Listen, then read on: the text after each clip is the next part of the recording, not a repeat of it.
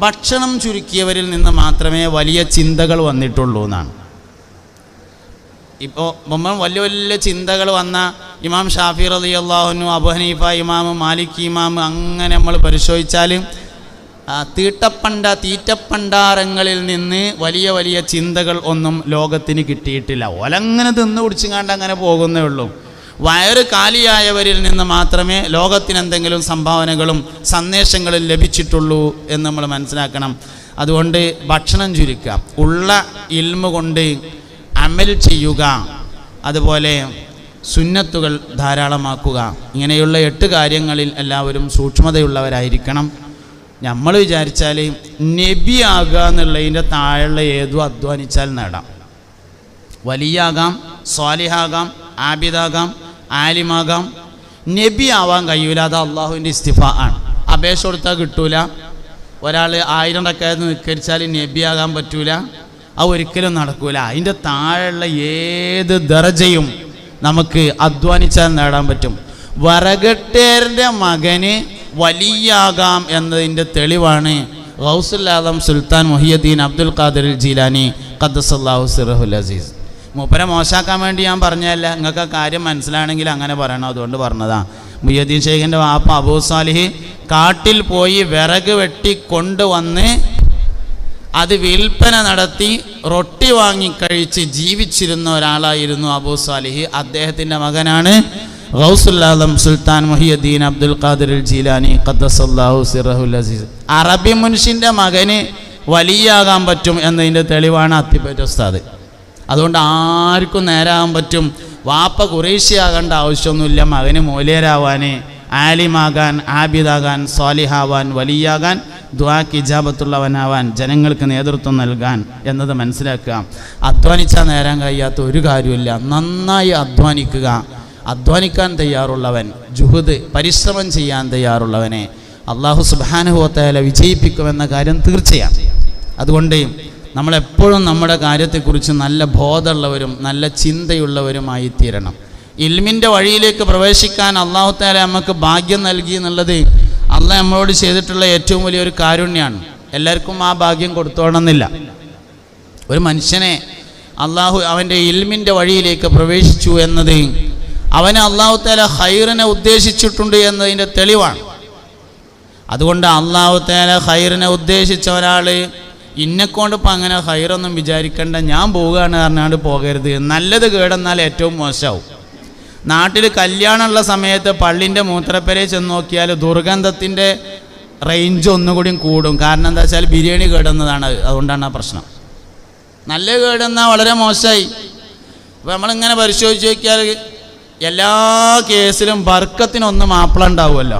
കള്ളുടിച്ചതാണെങ്കിലും വ്യഭിചരിച്ചതാണെങ്കിലും പെണ്ണുണ്ടായതാണെങ്കിലും മയക്കുമരുന്ന് വിറ്റതാണെങ്കിലും ഒക്കെ അങ്ങനെ പേപ്പറിലെടുത്തിട്ട് ഇങ്ങനെ പേര് നോക്കിയാൽ കണ്ണീരട്ടാതിരിക്കാൻ ഒന്ന്, പിന്നെ അറബിയിലുള്ള പേരുണ്ടാവും അതിൽ.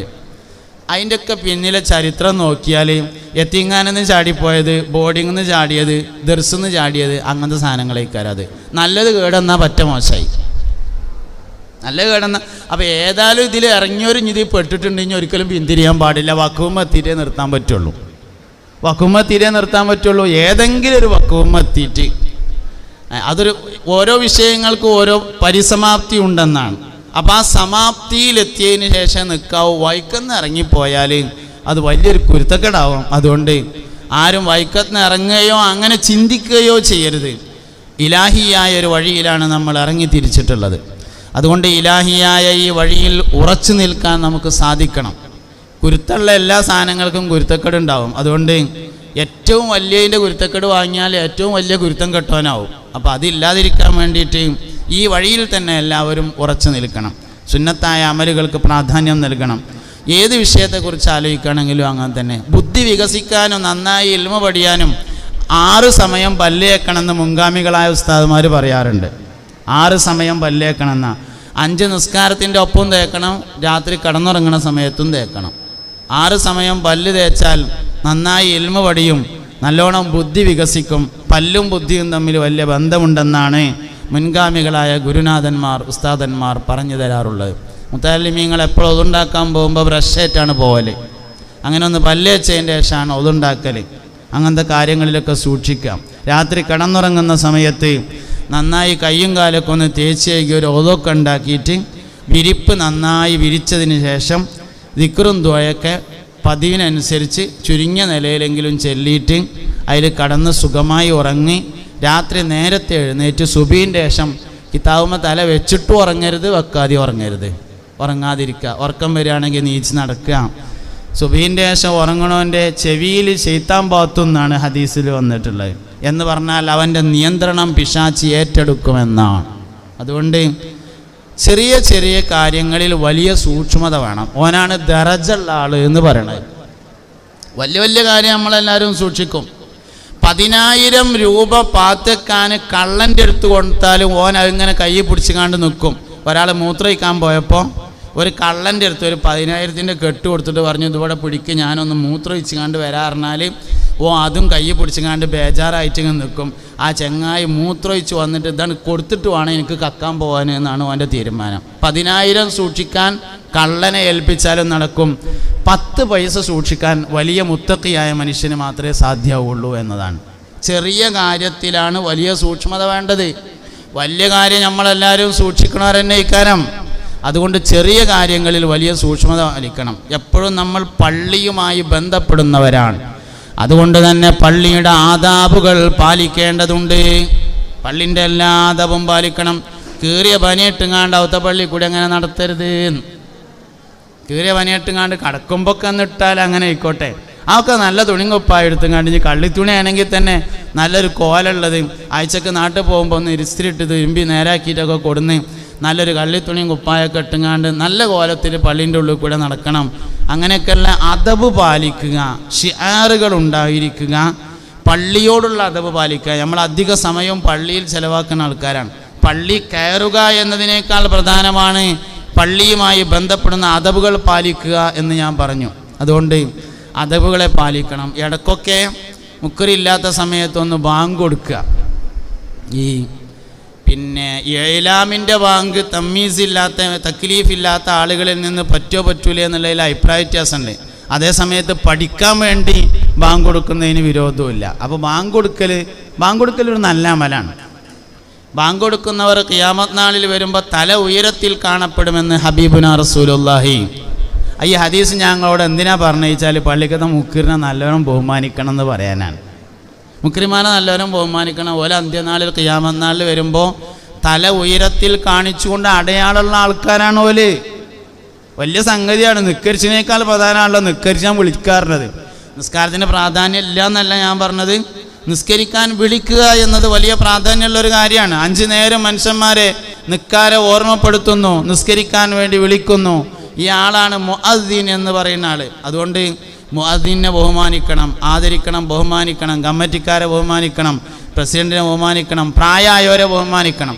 വലിയവരെ ബഹുമാനിക്കാത്തവരും ചെറിയവരോട് കാരുണ്യം കാണിക്കാത്തവരും എൻ്റെ ഉമ്മത്തിൽപ്പെട്ടതല്ല എന്ന് ഹബീബുനാ റസൂലുള്ളാഹി. ഈ വലുപ്പും ചെറുപ്പും എങ്ങനെ തീരുമാനിക്കൽ? വലിയവരെ ബഹുമാനിക്കണം, ചെറിയവരോട് കാരുണ്യം കാണിക്കണം. ഈ വലുപ്പും ചെറുപ്പും എങ്ങനെ തീരുമാനിക്കാന്നാണ്. പ്രായം കൊണ്ടാണോ, ഇൽമു കൊണ്ടാണോ, സിയാദത്ത് കൊണ്ടാണോ, അല്ലെങ്കിൽ സമ്പത്ത് കൊണ്ടാണോ, അല്ലെങ്കിൽ സ്ഥാനങ്ങൾ കൊണ്ടാണോ, എന്തുകൊണ്ടാണ് വലുപ്പും ചെറുപ്പും തീരുമാനിക്കേണ്ടത്? സത്യത്തിൽ എല്ലാം കൊണ്ടുമാണ്. എല്ലാം കൊണ്ടുള്ള വലുപ്പും എല്ലാം കൊണ്ടുള്ള ചെറുപ്പമാണ്. അത് പറഞ്ഞാൽ മനസ്സിലാണെങ്കിൽ ഒരു കാര്യം മനസ്സിലാക്കണം. അതായത് ഈ ബഹുമാനം എന്നതും കാരുണ്യം എന്ന് പറഞ്ഞതും പേര് കൊണ്ട് രണ്ടും അമല് കൊണ്ട് ഒന്നുമാണ്. നമ്മളിപ്പോൾ എല്ലാവരും ഇവിടെ അങ്ങനെ ഇരിക്കുകയാണ്. ഈ ഇരിക്കുന്ന സമയത്ത് ഒരു വയസ്സായ ആൾ നമ്മളെ സദസ്സിക്ക് വന്നു എന്ന് വിചാരിക്കാം. അപ്പോൾ അയാൾക്ക് ഇരിക്കാൻ സീറ്റില്ല. എന്നാൽ ഒരു സമത് വയസ്സിൽ നീച്ചിങ്ങാണ്ട് മൂപ്പർക്ക് ഒരു സീറ്റ് കൊടുത്താൽ അതിൻ്റെ പേര് ബഹുമാനം എന്നാണ്. സമത് വയസ്സിൽ അവിടെ അങ്ങനെ കാണാണ്ട് അതുകൊണ്ട് പറഞ്ഞതാണ്. നീച്ചിങ്ങാണ്ട് ഒരു സീറ്റ് കൊടുത്താൽ അതിൻ്റെ പേര് ബഹുമാനം എന്നാണ്. അതേ സമയത്ത് ഒരു ചെറിയ കുട്ടി ഇങ്ങനെ കടന്നു വന്നപ്പോൾ സീറ്റില്ല. എന്നാൽ സമത് വയസ്സിൽ നീച്ചിങ്ങാണ്ട് സീറ്റ് കൊടുക്കുന്നതിൻ്റെ പേര് കാരുണ്യം എന്നാണ്. രണ്ടും സീറ്റ് കൊടുക്കലാണ്. ബഹുമാനവും കാരുണ്യവും അമല് കൊണ്ട് ഒന്നും, പേര് കൊണ്ട് രണ്ടുമാണ്. രണ്ടും ഒരേ അമലാണ്. അത് വലിയവരോട് ചെയ്താൽ പേര് ബഹുമാനം എന്നായി, ചെറിയവരോട് ചെയ്താൽ പേര് കാരുണ്യെന്നായി എന്നേ ഉള്ളൂ. അമല് കൊണ്ട് രണ്ടും ഒന്നാണ്. അതുകൊണ്ട് മുതിർന്നവരോടുള്ള അതേ സമീപനമാണ് കുട്ടികളോടും കാണിക്കേണ്ടത്. വയസ്സന്മാരെ ചീത്തറിയാൻ പറ്റൂല, കുട്ടികളെയും ചീത്തറിയാൻ പറ്റൂല. വയസ്സന്മാരെ കളിയാക്കാൻ പാടില്ല, കുട്ടികളെയും കളിയാക്കാൻ പാടില്ല. വയസ്സന്മാരെ ഇരിക്കണോട് നീപ്പിച്ചാൻ പാടില്ല, കുട്ടികളെ ഇരിക്കണോട് നീപ്പിച്ചാൻ പാടില്ല. കുട്ടികളൊക്കെ പോയിടാന്ന് എവിടുക്കോണു? നേരത്തെ വരായിട്ടല്ലേ പെരുന്നാൾ നിസ്കാരത്തിന് തെക്കുബീറല്ലാനേ കുട്ടികളൊക്കെ പോയിടാ, ഒക്കെ ബാക്കിലേക്ക് പോയി. നേരം വെക്കി വന്ന് കണ്ടേ. അല്ല, സംഗതി കുട്ടി വേണ്ടത് ബാക്കിൽ ഇരിക്കുന്നതായിരുന്നു. അത് വേറൊരു കാര്യമാണ്. ഈ ബഹുമാനിക്കലും കാരുണ്യം കാണിക്കലും അമലും കൊണ്ട് ഒന്നാണ് എന്ന്. ഇപ്പം എന്തായാലും ഓല നേരത്തെ വന്നതല്ലേ, ഓല അവിടെ ഇരുന്നോട്ടേ എന്ന് തീരുമാനിക്കലാണ് കാരുണ്യം. എന്നാലും ഇപ്പോൾ മൂപ്പര് നേരം വൈകിട്ടാണെങ്കിലും പ്രായമായ ആളല്ലേ, ഞാൻ നീച്ചട്ടെ എന്ന് കുട്ടി തീരുമാനിക്കലാണ് ബഹുമാനം. രണ്ടും അങ്ങോട്ടും ഇങ്ങോട്ടും തീരുമാനം ഉണ്ടായാൽ പ്രശ്നമൊന്നുമില്ല. രണ്ടും അമല് കൊണ്ട് വ്യത്യാസപ്പെടുന്നു എന്നേ ഉള്ളൂ. രണ്ടും അമല് കൊണ്ട് ഒന്നാണ്, പേര് കൊണ്ട് വ്യത്യാസപ്പെടുന്നു എന്നേ ഉള്ളൂ. അപ്പം അതുകൊണ്ട് വലിയവരെ ബഹുമാനിക്കണം, ചെറിയവരോട് കാരുണ്യം കാണിക്കണം. പല ഹദീസുകളും നമ്മുടെ ജീവിതത്തിലേക്ക് വരുന്നില്ല എന്നുള്ളതാണ്. പല ഹദീസും നമ്മുടെ ജീവിതത്തിലേക്ക് വരുന്നില്ല. ഹദീസ് അതിൻ്റെ വഴിക്ക് ഇങ്ങനെ വേറെയും പോകുന്നു, നമ്മളെ വഴിക്ക് ഇങ്ങനെ വേറെയും പോകുന്നു എന്നാണ്. അപ്പോൾ വലിയവരോട് കാരുണ്യം കാണിക്കണം എന്ന് പറഞ്ഞതിൽ എല്ലാം പെടും. സമ്പത്ത് കൊണ്ട് വലുപ്പവും ചെറുപ്പമുള്ളവർ, അതും വലിയവരും ചെറിയവരും തന്നെയാണ്. വാഹനം കൊണ്ട് വലിയതും ചെറുതും. ഒരാൾ മോട്ടോർ സൈക്കിളിലും പോവുകയാണ്, ഒരാൾ കാറിലും പോവുകയാണ്. ഒരാൾ വലിയ ആളും ഒരാൾ ചെറിയ ആളുമാണ്. ജംഗ്ഷനിലെത്തി മോട്ടോർ സൈക്കിളേരം വിചാരിക്കണം കാറിൽ വരുന്ന ആൾ വലിയ ആളല്ലേ, മൂപ്പര് ആദ്യം പോയിക്കോട്ടെ. കാറേരം വിചാരിക്കണം ബൈക്കുമ്മ വരുന്ന ആൾ ചെറിയ ആളല്ലേ, മൂപ്പര് ആദ്യം പോയിക്കോട്ടെ എന്ന്. ഒരു കുഴപ്പമില്ല. നേരെ ഓപ്പോസിറ്റ് ഞാൻ വലിയ ആളാണെന്ന് ഇവനും തോന്നി, ഞാൻ ചെറിയ ആളാണെന്ന് ഞാൻ ആദ്യം പോകണമെന്ന് മറ്റോനും തോന്നി. അതാ പ്രശ്നമായത്. മറ്റോൻ പോയിക്കോട്ടെ എന്ന് തീരുമാനിച്ചിരിക്കുകയാണെങ്കിൽ ഒരു പ്രശ്നം ഉണ്ടായിരുന്നില്ല. അപ്പം എല്ലാറ്റിലും ഉണ്ട് ഈ വലുപ്പം ചെറുപ്പം എന്ന് പറഞ്ഞത്. പാലിൽ വെള്ളം ചേർക്കാൻ പാടില്ല. സയ്യിദുനാ ഉമർ ഇബ്നുൽ ഖത്താബ് റളിയല്ലാഹു അൻഹു രാത്രി ഇങ്ങനെ ഇറങ്ങി നടക്കുമ്പോൾ ഒരു വീടിൻ്റെ അടുത്തെത്തിയപ്പോൾ ഉമ്മ മോളോട് പറയാണ്, മോളെ പാലിൽ ലേശം വെള്ളം ചേർക്ക്. അപ്പം മോള് പറഞ്ഞു, ഉമ്മ പാലിൽ വെള്ളം ചേർക്കാൻ പറ്റൂല. ഉമ്മ പറഞ്ഞു, അതിന് ആരും കാണില്ലല്ലോ. ഖലീഫ ഉമറൊക്കെ കൂർക്കം വലിച്ചുറങ്ങിക്കാലം ആരും കാണില്ലല്ലോ.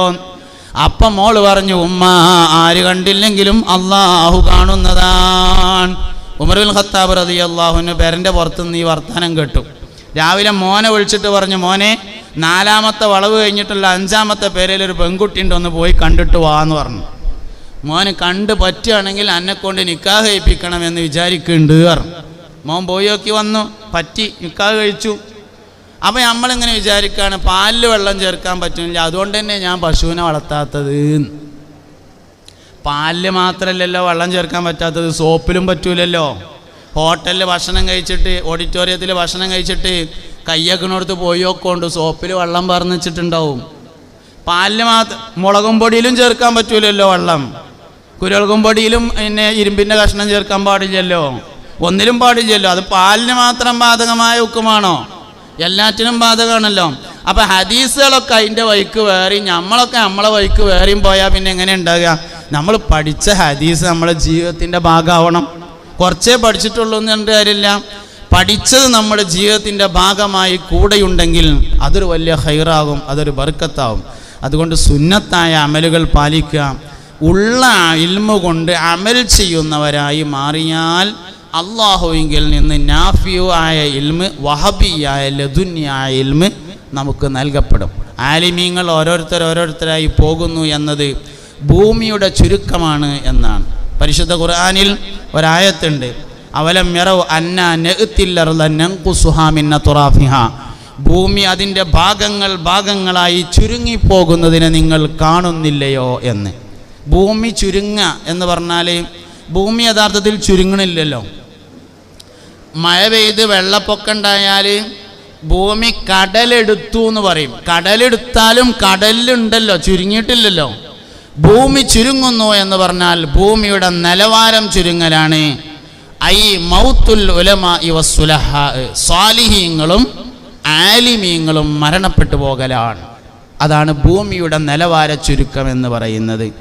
ഓരോന്നും പോകുമ്പോൾ അതിനൊത്തതോ അതിനേക്കാൾ മുന്തിയതോ വരുന്നില്ല. അതിൻ്റെ താഴെയുള്ളതേ വരുന്നുള്ളൂ. അതുകൊണ്ട് ആലിമീങ്ങൾ, മുതഅല്ലിമീങ്ങൾ, സലാഹിയത്തിൻ്റെ അഹ്ലുകാർ, ദാക്കിരിങ്ങൾ എല്ലാവരും ദീർഘായുസ്സിന് ആഗ്രഹിക്കുകയും അതിനുവേണ്ടി ദുആ ചെയ്യുകയും ചെയ്യണമെന്നാണ്. അല്ലാഹു റബ്ബുൽ ഇസ്സത്ത് നമുക്കെല്ലാവർക്കും നാഫിയായ ഇൽമ് നൽകട്ടെ. ഉസ്താദുമാരെയൊക്കെ ആദരിച്ച് ബഹുമാനിച്ച് നല്ല നിലയിൽ ജീവിക്കുന്ന, അള്ളാഹുവിൻ്റെ അടുക്കൽ ഖബൂലിയത്തുള്ള മുതഅല്ലിമീങ്ങളും ആലിമീങ്ങളുമാക്കി നമ്മളെ മാറ്റട്ടെ. ഈ ഉമ്മത്തിന് വേണ്ടി നമ്മളാൽ കഴിയുന്ന തരത്തിൽ ഖിദ്മത്തെടുക്കാൻ മരണം വരെ അള്ളാഹു നമുക്കെല്ലാം ഭാഗ്യം നൽകി അനുഗ്രഹിക്കട്ടെ. അല്ലാഹുമ്മ ജഅൽ ജംഅനാ ഹാദാ ജംഅൻ മർഹൂമാ വതഫറഖനാ മിൻ ബാദിഹി തഫറഖൻ മഅസൂമാ വലാ തജ്അൽ മിന്നാ വലാ ഫീനാ വലാ മഅനാ ശഖിയ്യൻ വലാ മത്റൂദൻ വലാ മഹ്റൂമാ അല്ലിഫ് ബൈന ഖുലൂബിനാ വഅസ്ലിഹ് ദാത ബൈനിനാ വഹ്ദിനാ സുബുലസ്സലാമി വനജ്ജിനാ മിനദ്ദുലുമാതി ഇലന്നൂർ വസല്ലല്ലാഹു തആല വസല്ലമ അലാ ഖൈരി ഖൽഖിഹി സയ്യിദിനാ മുഹമ്മദിൻ വആലിഹി വസഹ്ബിഹി വസല്ലം. സുബ്ഹാന റബ്ബിക റബ്ബിൽ ഇസ്സത്തി അമ്മാ യസിഫൂൻ. സുബ്ഹാനകല്ലാഹുമ്മ വബിഹംദിക അഷ്ഹദു അൻ ലാ ഇലാഹ ഇല്ലാ അൻത അസ്തഗ്ഫിറുക വഅതൂബു ഇലൈക്. ഉസീകും ബിദ്ദുആ. അസ്സലാമു അലൈക്കും വറഹ്മത്തുള്ളാഹി വബറകാതുഹു.